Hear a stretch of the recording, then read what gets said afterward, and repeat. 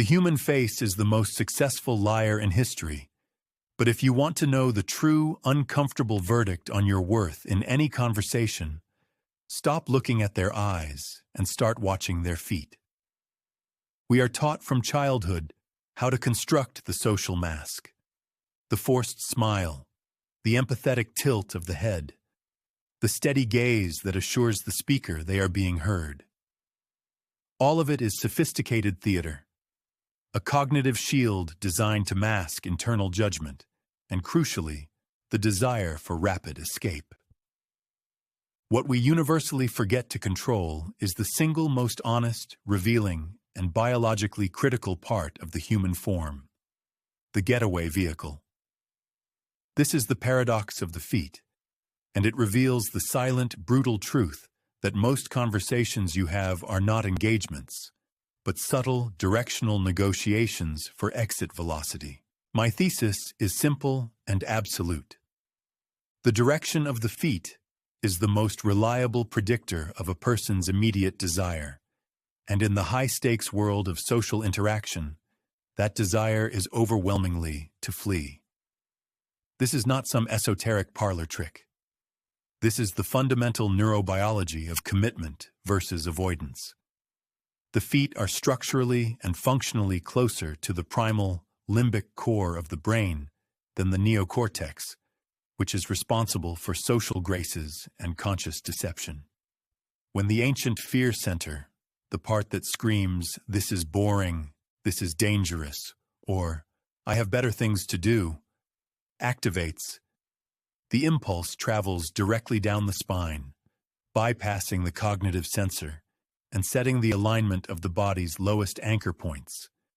You might be listening intently with a focused expression, but the moment your feet or the feet of the person you are speaking to pivot even 45 degrees toward the nearest exit, the conversation is already over.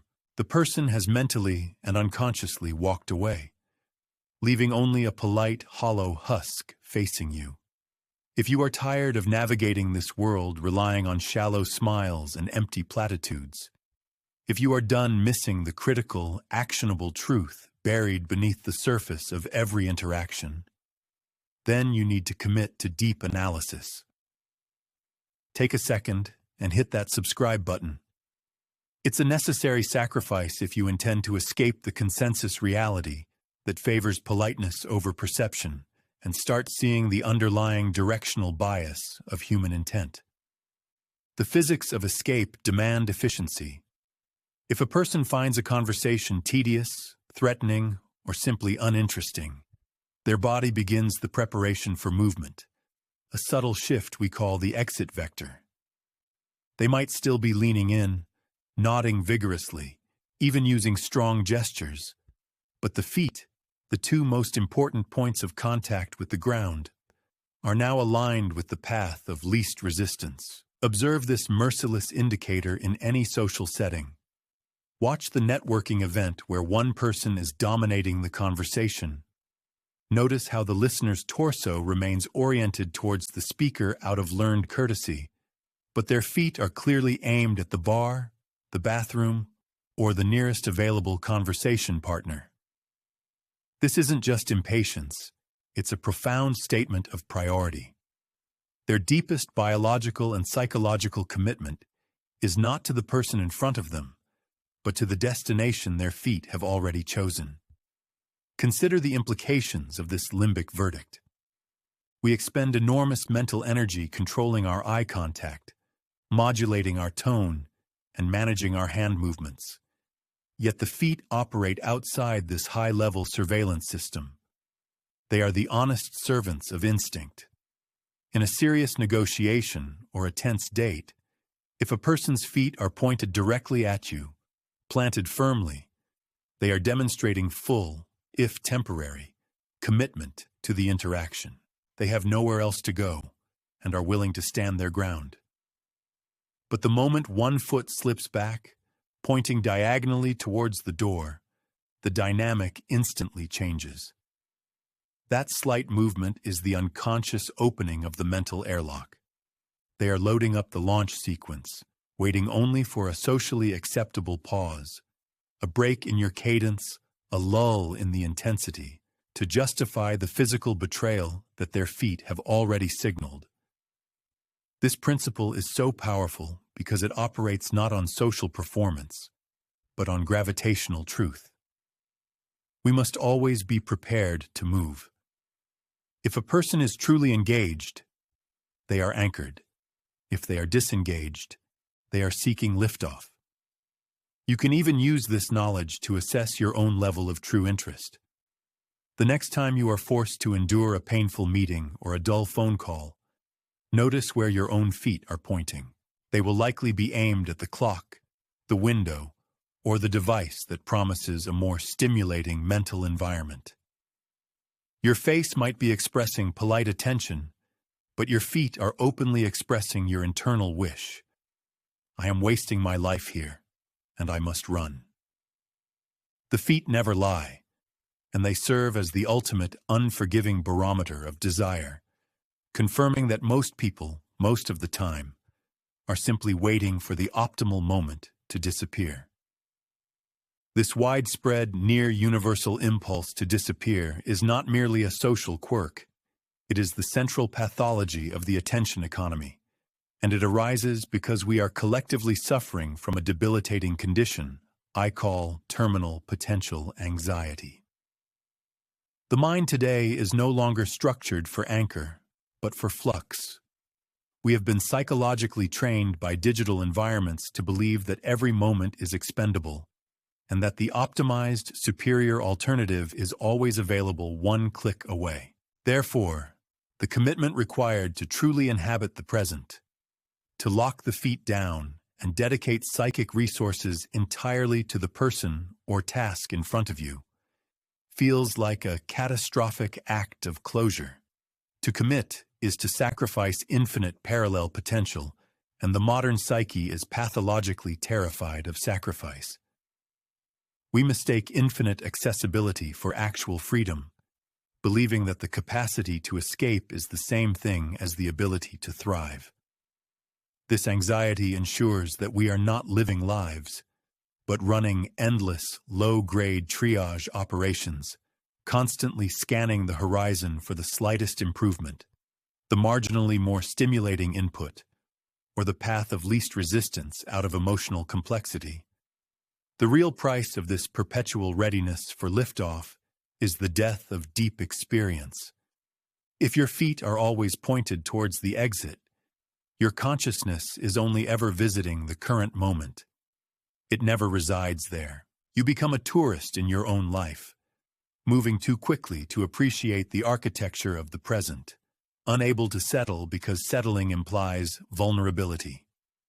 When you anchor yourself to a conversation, a project, or a relationship, you are making a profound statement. I am willing to be seen here. I am willing to fail here. And I am willing to invest irreversibly. This level of exposure is terrifying to the perpetually optimizing mind, which fears failure far less than it fears the perceived stagnation of genuine commitment.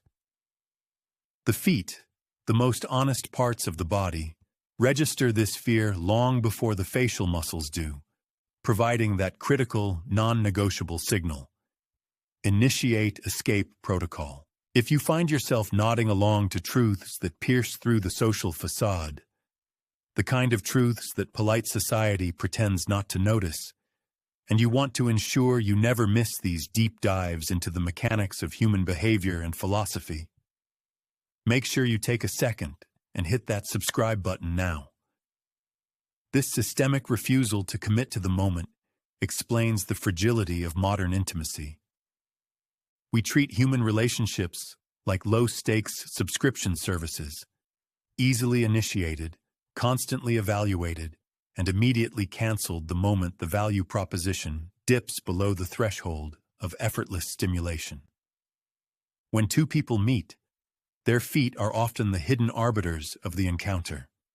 If both sets of feet remain pointed inward, that is the physical manifestation of mutual psychological risk, a tacit agreement to suspend the search for superior options for the duration of the engagement. But if one person's feet begin that subtle, almost imperceptible drift toward the nearest exit, it is the soundless confirmation that the internal search engine is already running, queuing up the next interaction, the next place to be, the next person to meet. They are not waiting for the conversation to end. They are waiting for you to end, to stop providing the necessary stimulation so they can justify the premeditated betrayal. We have trained ourselves to abhor boredom, not because boredom is inherently bad, but because true boredom forces the mind to stop optimizing the external world and finally turn inward. It forces a confrontation with the unedited self, often revealing the very emptiness we are trying to fill with constant movement and external inputs. The desire to disappear is ultimately a desire to disappear from oneself, a wish to shed the responsibility of being a singular, anchored consciousness, burdened by limits and mortality. We are chasing the frictionless life, confusing movement with progress, and accessibility with abundance. The tragic irony is that by constantly maintaining readiness to run, we ensure that we never truly arrive anywhere. We live in perpetual orbit, skimming the surface of experience, always loaded for launch. If you value this kind of unfiltered analysis that cuts through the noise and explores the deeper, often uncomfortable truths about the human condition, consider subscribing. Your support is what allows this channel to remain fiercely independent and dedicated to depth, not just views. The feet, in their unblinking honesty, reveal that the modern individual is fundamentally designed for transit, not for arrival. We are afflicted by the tyranny of the next great thing, sacrificing the real, tangible weight of the present for the illusory lightness of future potential. This is why we feel perpetually exhausted, yet strangely unfulfilled. We are applying maximal psychic effort to avoiding commitment. We are haunted by the ghost of what we could be doing, and that ghost drains the lifeblood from what we are doing. The final verdict delivered by the limb in motion is harsh but undeniable. The man whose feet are pointed away from the room is already gone, and the one who perpetually seeks the optimal moment to disappear will eventually find himself having lived a life composed entirely of optimal moments of departure, culminating in a final, profound absence. The only way to break this spell of terminal potential anxiety is to deliberately defy the impulse to move, to consciously ground the feet, and to force the mind to commit to the architecture of the immediate moment, regardless of its perceived flaws or boredom. True freedom isn't the ability to leave. It is the power to stay when every instinct, every modern conditioning, screams for escape. It is the revolutionary act of anchoring the self. If this kind of philosophical anchor is something you want more of, and you want to join a community dedicated to exploring these difficult truths and finding depth in a shallow world, hit the subscribe button and become a part of the conversation. The revolutionary act of anchoring the self must be tested against the modern architecture of transit, and nowhere is this conflict more brutally illuminated than in the manufactured environment of modern connection.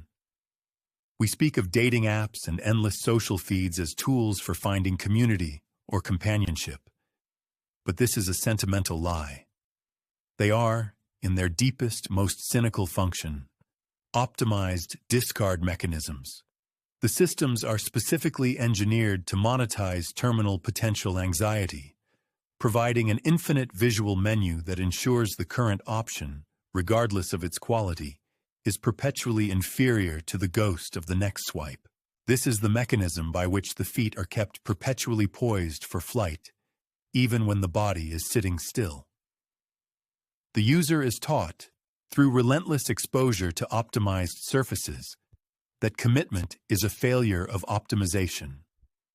Why anchor to a slightly flawed reality when the machine promises the perfect potential partner is just 2 more clicks away.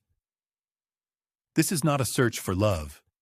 It is a relentless, exhausting process of preemptive evaluation, where every human interaction is treated as a provisional booking subject to immediate cancellation if a statistically superior option appears.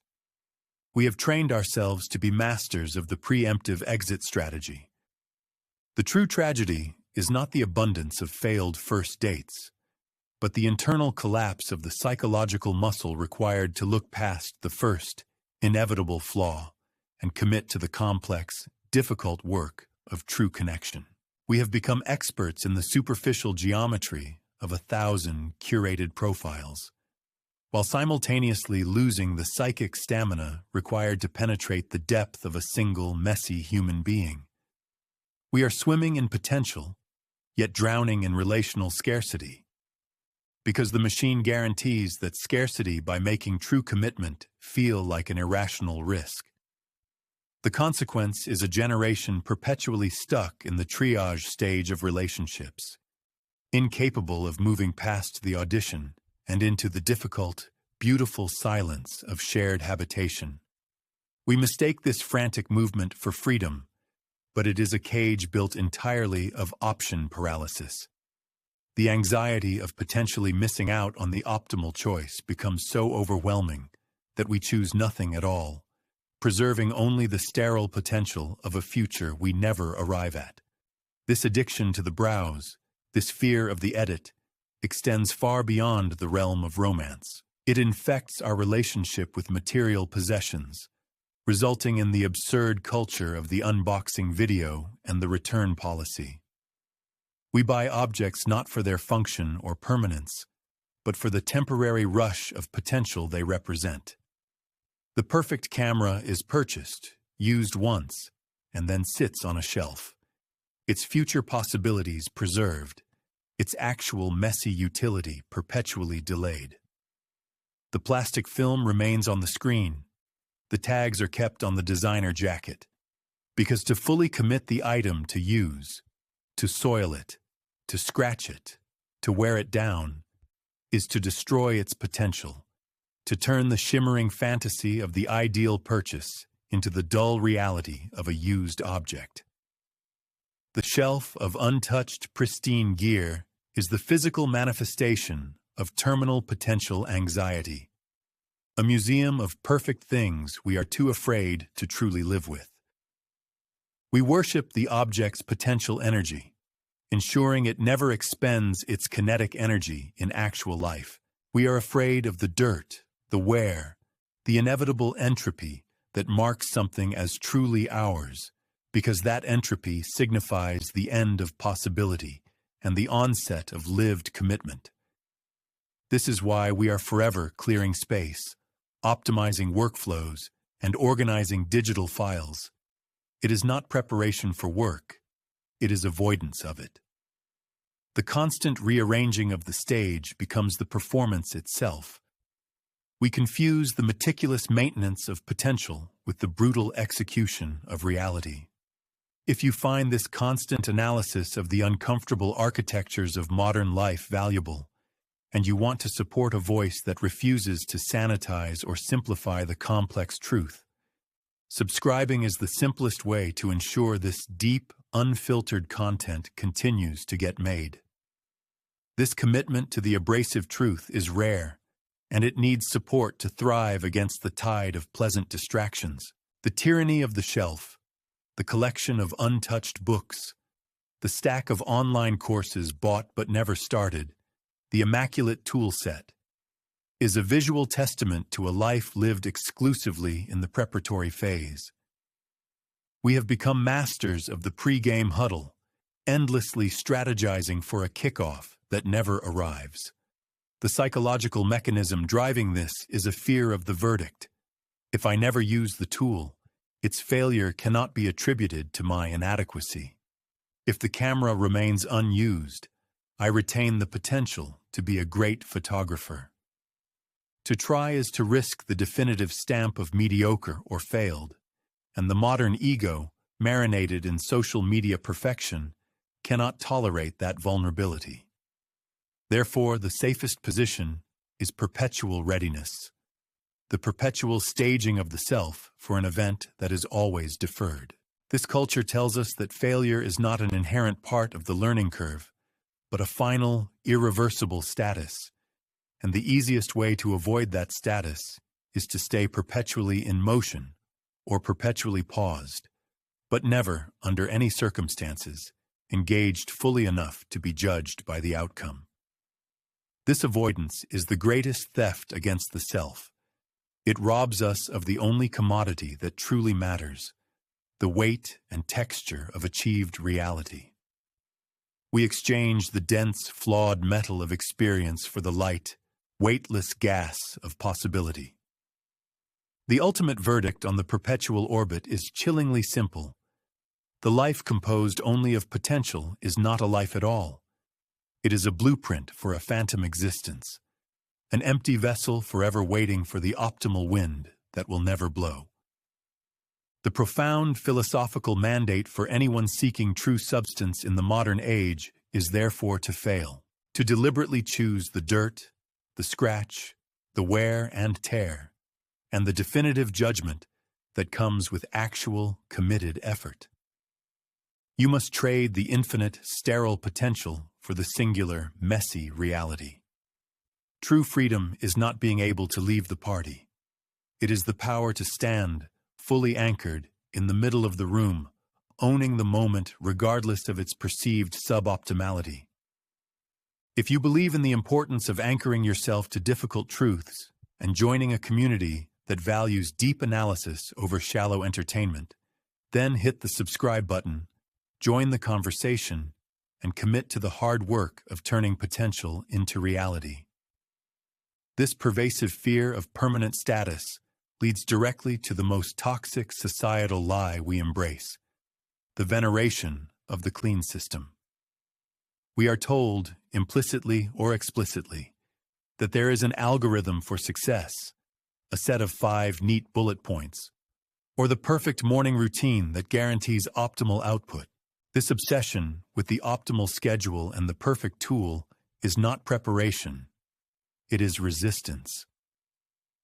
It is the ritualistic cleansing of the self before the battle, designed not to improve the fighter, but to postpone the fight. The search for the flawless method is merely the highest-order procrastination, a refined anxiety that masquerades as strategic planning. The lie is that success is linear, that effort is aesthetic, and that the path to mastery is predictable. This is psychologically comforting nonsense. The real work, the messy, grinding, uncertain labor that actually produces tangible results, is always ugly. It is characterized by backtracking, false starts, spilled coffee, self-doubt whispered into a blank screen, and the necessity of doing 1,000 hours of boring, repetitive tasks just to find 10 minutes of genuine insight. The modern potentialist resists this ugliness. They do not fear the spectacular failure of a grand project. They fear the tedious, unglamorous failure inherent in the daily struggle. They fear the photo of their messy desk, the knowledge that their process is inconsistent, or the admission that 90% of their effort feels like pushing a rock uphill, only for the rock to roll back down again. The aesthetic of failure is unacceptable. We would rather simulate intense focus, the perfect lighting, the noise-canceling headphones, the pristine journal, than actually endure the confusion and intellectual friction of deep engagement. This simulation is the ultimate performance of potential, a theater where the audience, often ourselves, is convinced that because the staging is perfect, the eventual performance must be imminent and flawless. But the truth is brutal. Life rewards the sustained, ugly, and inefficient effort, not the perfect, staged potential. The system that promises predictable, clean success is a soothing lie designed to sell books and courses, but it is fundamentally hostile to the chaotic, emergent nature of creation and learning. The promise of the perfect system is a mechanism for spiritual stagnation, trapping the ambitious person in a loop of perpetual optimization that never requires actual delivery. True mastery is not the achievement of perfection. It is the tolerance for persistent disarray and the sustained capacity to operate effectively within chaos. If you recognize this distinction, and if you find value in cutting through the performative fluff of motivation culture to explore the dark physics of psychological reality, the uncomfortable truths about effort and avoidance that are often ignored, I encourage you to subscribe. Only by examining the mechanisms of avoidance can we begin to dismantle them and build a life of anchored substance. We must stop using complexity as a shield against commitment. The deepest trap in modern ambition is the belief that complexity justifies paralysis, the notion that because the problem is multifaceted, the solution must await a moment of absolute clarity. Clarity, however, is not a prerequisite for action. It is a dividend of action. You do not think your way into a new way of acting. You act your way into a new way of thinking. The moment you commit to the messy application of limited resources, the problem begins to simplify itself, because the universe is suddenly forced to respond to your specific reality, rather than your infinite possibilities.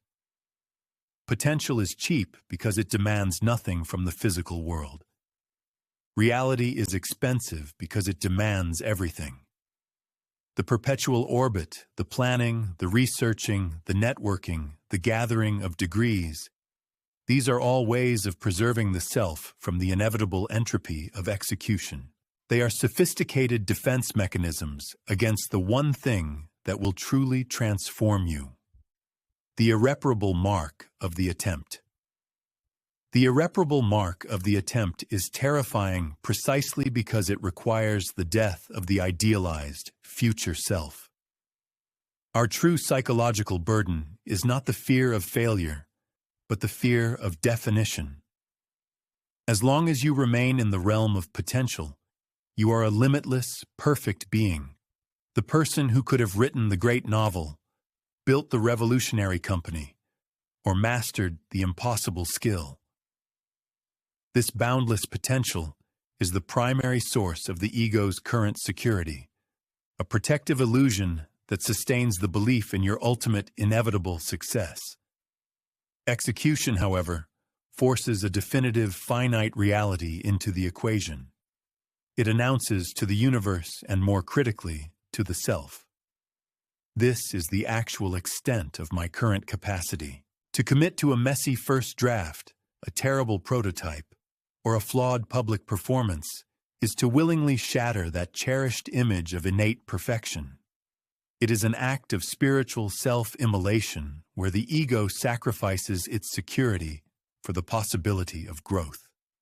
We avoid this confrontation through the relentless accumulation of complexity. We build bureaucratic scaffolding around our ambition, developing elaborate systems, checklists, and preparatory rituals, all designed to signal effort without risking outcome.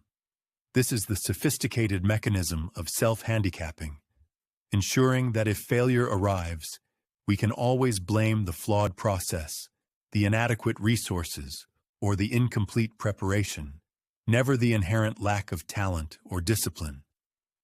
This allows us to keep the ultimate self-image intact, perpetually postponing the moment when talent must confront the friction of reality.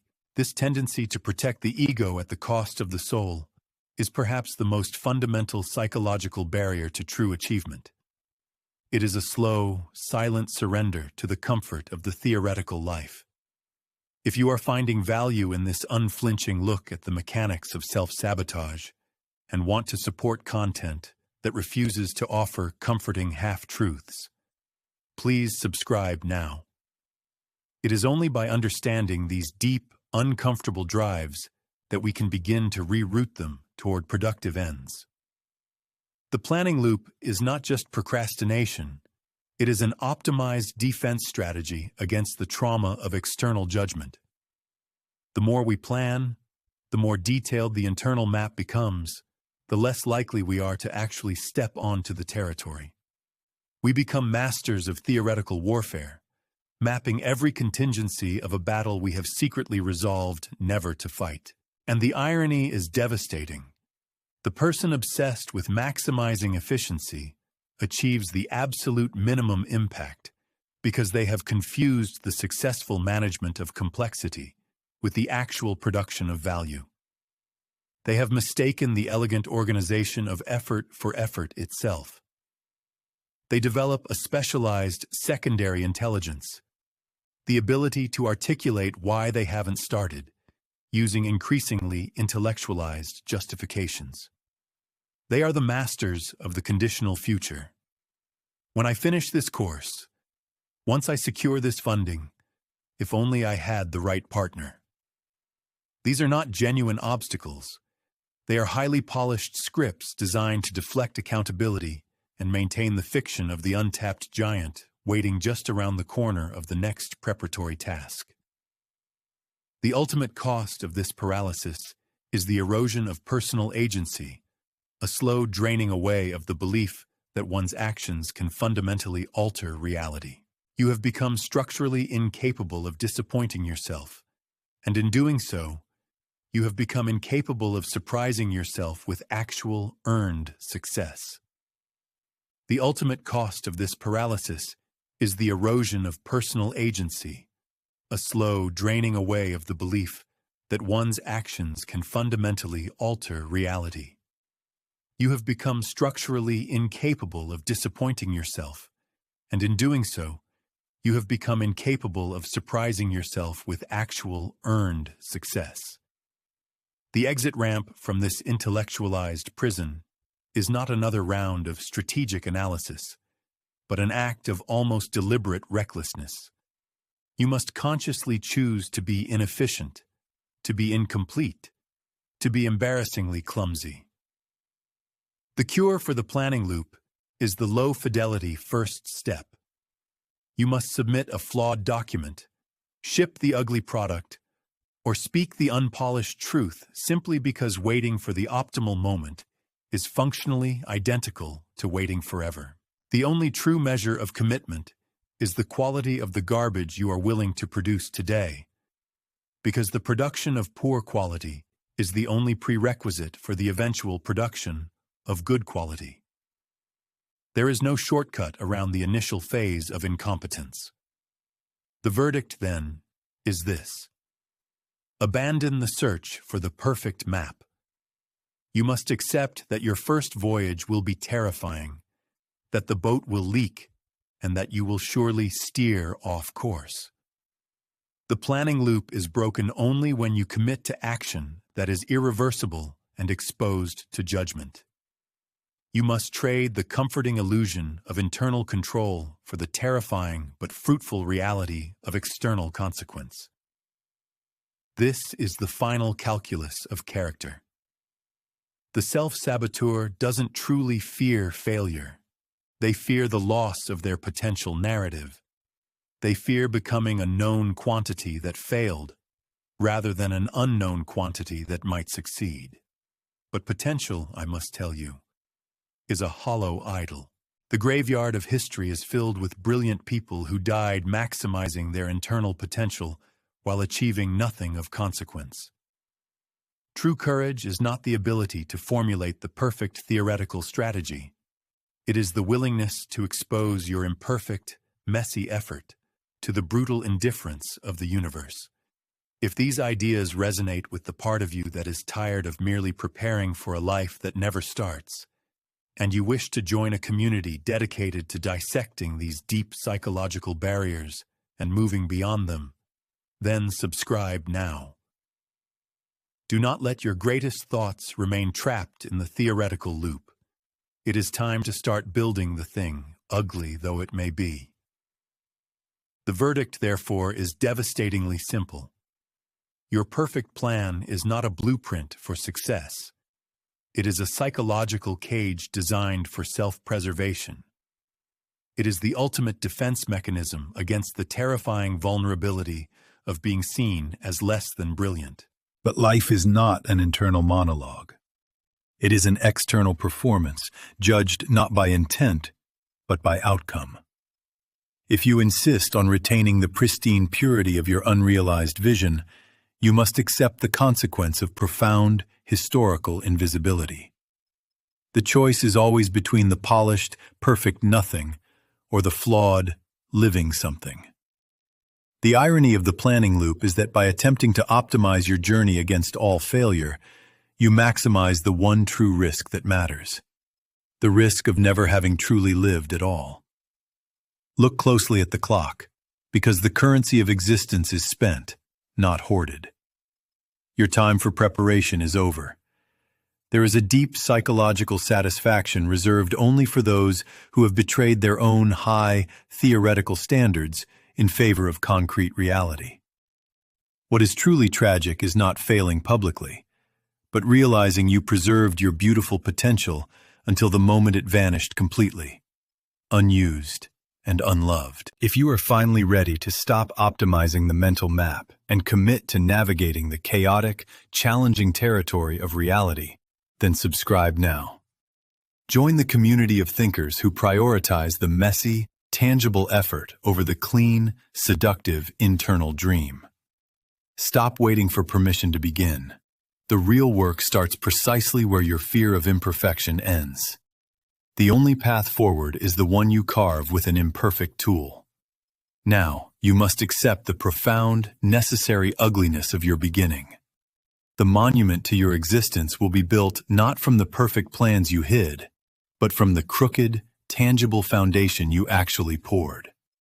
The final verdict is that your fear of failing publicly already ensured your profound, personal failure privately. Escape this loop. Go build the ugly thing.